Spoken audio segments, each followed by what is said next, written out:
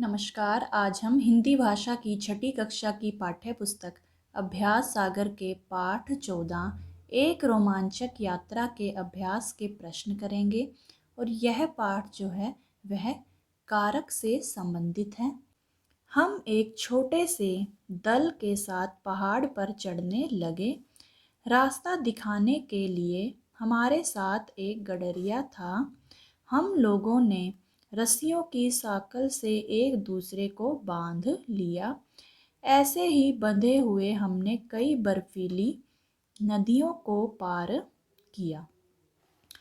अब पहला प्रश्न देखते हैं। सही शब्द चुनकर नीचे दिए गए वाक्यों को पूरा कीजिए। रास्ता दिखाने डैश हमारे साथ एक गडरिया था। रास्ता दिखाने के लिए हमारे साथ एक गडरिया था। हम एक छोटे से दल के साथ पहाड़ डैश चलने लगे। पहाड़ पर चढ़ने लगे। हमने कई बर्फीली नदियाँ डैश पार किया। नदियों को पार किया। हम लोगों डैश रस्सियों की साँकल से एक दूसरे को डैश बांध लिया। यानी कि हम लोगों ने रस्सियों की साँकल से एक दूसरे को बांध लिया।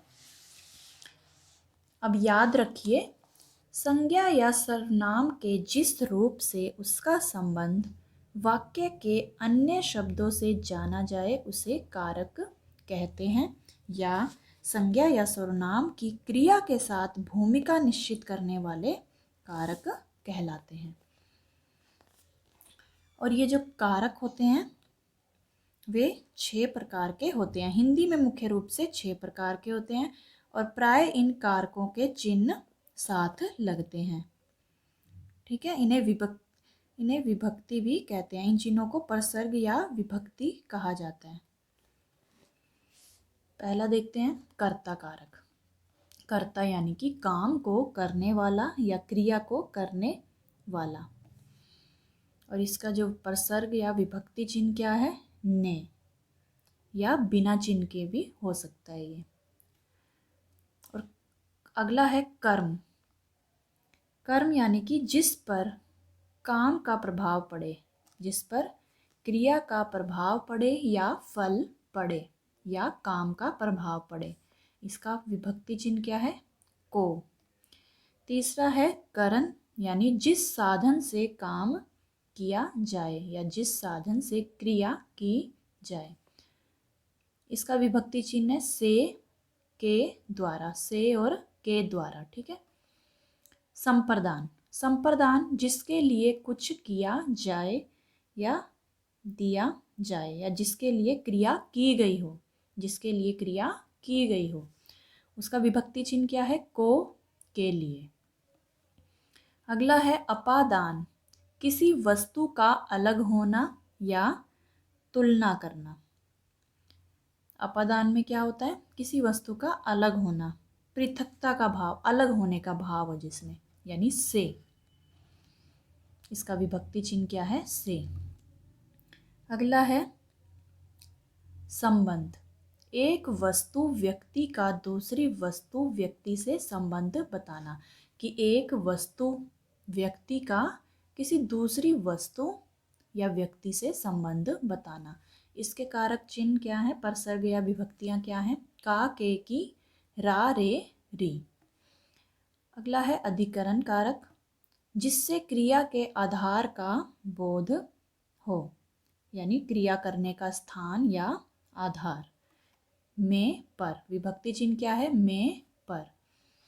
अगला है संबोधन। शब्द के जिस रूप से किसी को पुकारा या संबोधित किया जाए, यानी कि जिस संज्ञा को पुकारा जाए। और इसका कारक चिन्ह क्या है? विभक्ति चिन्ह हे, अरे। ठीक है, तो आपको इनको ध्यान में रखना है कि कर्ता का कारक चिन्ह क्या है? ने। कर्म का को, करण का से, के द्वारा। संप्रदान से, संप्रदान का है को, के लिए। अपदान का से, यानी यहाँ पर पृथकता होने का, अलग होने का भाव है। संबंध का, के, की, रा, रे, री। अधिकरण में, पर। संबोधन हे, अरे। ठीक है। अब नीचे दिए गए वाक्यों को उचित प्रसर्ग द्वारा पूरा कीजिए। प्रसर्ग या विभक्ति द्वारा, ठीक है। ये दिए गए हैं प्रसर्ग, को, से, ने, पर, की, से, के लिए, में। अब पहला देखते हैं, मोहन डैश बस्ता उठाया। मोहन ने बस्ता उठाया। शीला ने मीना डैश बुलाया। शीला ने मीना को बुलाया। पिताजी डैश खाना लाओ। पिताजी के लिए खाना लाओ। अब किसके लिए यहाँ पर कार्य किया गया? पिताजी के लिए, ठीक है। बंदर सीढ़ी डैश ऊपर चढ़ गया। बंदर सीढ़ी से ऊपर चढ़ गया, सीढ़ी का प्रयोग किया है उसने। पेड़ डैश बहुत सारे तोते बैठे थे। पेड़ पर बहुत सारे तोते बैठे थे। पुनीता घोड़े डैश गिर पड़ी। पुनीता घोड़े से गिर पड़ी। अब पुनीता घोड़े से गिर पड़ी यानी घोड़े से गिरकर वो अलग हो गई है, यानी कि जमीन पर गिर गई है। राहुल डैश बहन 5वीं कक्षा में पढ़ती है। राहुल की बहन 5वीं कक्षा में पढ़ती है। कमरे डैश 30 छात्र बैठे हैं। कमरे में 30 छात्र बैठे हैं। अगला प्रश्न, नीचे दिए गए वाक्यों के मोटे काले अंशों के कारक का नाम लिखिए। पहला वाक्य है और यहाँ पर हमें कारक बताना है, ठीक है। संजीव ने कक्षा में कहानी सुनाई। अब ये देखिए, संजीव ने, इसके साथ कौन सा कारक चिन्ह लगा हुआ है, कौन सी विभक्ति लगी हुई है? ने। तो करने वाला कौन है यहाँ पे? कार्य संजीव है, यानी कि वो करता है, तो कर्ता कारक, जिसने क्रिया की है। कर्ता ने, ठीक है ना, विभक्ति चिन्ह याद रखिए, कर्ता ने। चूहों ने घर में तूफान मचा रखा है। घर में, चूहों ने घर में तूफान मचा रखा है। अब इसमें देखिए, क्रिया करने का स्थान दिया गया है कि कहाँ पर मचा रखा है? घर में, यानी अधिकरण, ठीक है, अधिकरण कारक। पेड़ से पत्ते गिर रहे थे। पेड़ से पत्ते गिर रहे थे, तो यहाँ पर अपादान कारक होगा। क्यों होगा? यानी कि पेड़ से पत्ते गिर रहे थे। पेड़ से जब पत्ते गिर जाते हैं तो वो उस पेड़ से टूटकर अलग हो जाते हैं, और जहाँ पर भी अलग होने का भाव होता है, पृथक होने का भाव होता है, वहाँ पर क्या होगा? अपादान कारक। शीला सेब खा रही थी। तो यहाँ पर शीला क्या खा रही थी? सेब खा रही थी। क्या कार्य कर रही थी? यानी कर्म क्या हो रहा था? सेब खाने का, तो कर्म कारक, ठीक है। इसमें देखिए, जैसे आप ऐसे कहते हैं, शीला ने सेब को खाया, यानी कर्ता ने कर्म को, यानी कि सेब, यानी कर्म क्या है इसमें? सेब, ठीक है। माँ चांदनी के लिए फ्रॉक लाई थी। अब जहाँ पर किसी के लिए क्रिया की गई हो, अब चांदनी के लिए यहाँ पर फ्रॉक लाई गई है। माँ कौन लाया? माँ चांदनी के लिए, चांदनी के लिए, ठीक है, यानी संप्रदान कारक, जहाँ पर किसी के लिए कोई क्रिया की जाए, संप्रदान कारक, यानी जिसके लिए क्रिया की गई हो। चांदनी के लिए क्रिया की गई है ना यहाँ पर, तो संप्रदान कारक होगा। अनुराग ने घायल चिड़िया को उठाया। कर्म कारक, चिड़िया को, अनुराग ने घायल चिड़िया को, यानी कर्ता ने कर्म को, ठीक है। उसके बगीचे में बहुत सुंदर फूल खिले थे। अब संबंध बताया गया है कि उसका बगीचा था, ठीक है ना, उसके बगीचे में बहुत सुंदर फूल खिले थे। अब यहाँ पर किसी व्यक्ति का किसी वस्तु के साथ संबंध बताया गया है कि उसके बगीचे में, तो संबंध कारक होगा, ठीक है। अब ये देखिए, अरे इधर तो आओ। अब ये संबोधन बुलाया गया है। अभी हमने पढ़ा था ना कि संबोधन का विभक्ति चिन्ह क्या होता है? हे, अरे। जहाँ पर किसी को संबोधन या जिसमें संज्ञा को पुकारा जाए, ठीक है, संबोधित करते हुए बुलाया जाए, तो वहाँ पर संबोधन कारक होगा। और उसका विभक्ति चिन्ह आपको पता ही है, हे, अरे। ठीक है, तो ये संबोधन कारक होगा। अब आगे बढ़ते हैं। नीचे दिए गए वाक्यों में की तथा की का उचित प्रयोग करते हुए उन्हें पूरा कीजिए। अब देखिए, रमेश ने कहा कि, जब भी ऐसा कोई वाक्य आता है, कोई कथन कहा जाता है, तो उसमें जो पहले ये वाला क पे छोटी की मात्रा वाला की आएगा, कि रमेश ने कहा कि यह पुस्तक रजत की है। ठीक है, अब अगला देखते हैं। सीमा की बहन ने देखा कि एक मोर पंख फैलाकर नाच रहा था। अगला देखते हैं। दादी माँ ने सपना से पूछा कि अलमारी की चाबी कहाँ है। अब देखिए, जहाँ पर भी किसी चीज़ का किसी व्यक्ति या वस्तु का किसी दूसरे व्यक्ति या वस्तु से संबंध बताया जाए, तो वहाँ पर ये वाला की आएगा। जैसे पुस्तक रजत की है, अब पुस्तक और रजत का संबंध बता रहे हैं कि रजत की पुस्तक है ये। अब सीमा की बहन, अब सीमा और उसकी बहन का संबंध यहाँ पर की के माध्यम से जोड़ा गया है। और वैसे इसमें अलमारी की चाबी, अब अलमारी और चाबी का संबंध है यहाँ पर कि अलमारी की चाबी कहाँ है। और जिन वाक्यों में भी प्रश्न पूछा जाए या जैसे रमेश ने कहा या कोई कथन कहा जाए, तो वहाँ पर पहले ये वाला की आएगा। रमेश ने कहा कि यह पुस्तक रजत की है। अब संबंध के लिए ये वाले की का प्रयोग करेंगे। ठीक है, अब ये देखिए, दादी माँ ने सपना से पूछा। अब प्रश्न पूछा कि अलमारी की चाबी कहाँ है। ठीक है, ये तो आपको समझ में आ गया होगा कि जहाँ पर संबंध जोड़ा जाए वहाँ पर ये वाला की आएगा। जैसे पुस्तक रजत की है, सीमा की बहन और अलमारी की चाबी।